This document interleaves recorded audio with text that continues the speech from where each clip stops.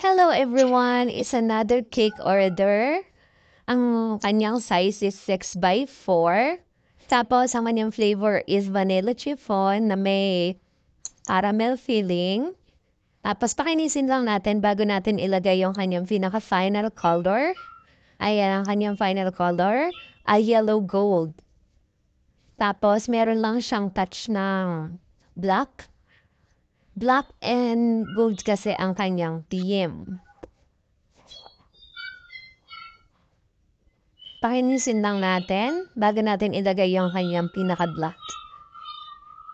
So, ayan siya. Tapos, scrape lang natin sa top at sa ating cake board.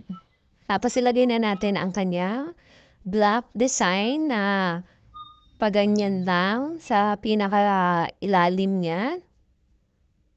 Pinaka-baba, o 'di ba? Hanggang lagyan natin lahat. So, ayan na siya. Ayan, ganyan talaga ang color niya. Ayan, o. Tapos ilagay natin yung mga fondant star na ang color air gold at saka black. So, ganyan lang siya. Wala tayong ilalagay na happy birthday kasi nagpagawa daw si client ng personalized na toppers para dyan. So, ayan na ang ating finished look. Bye!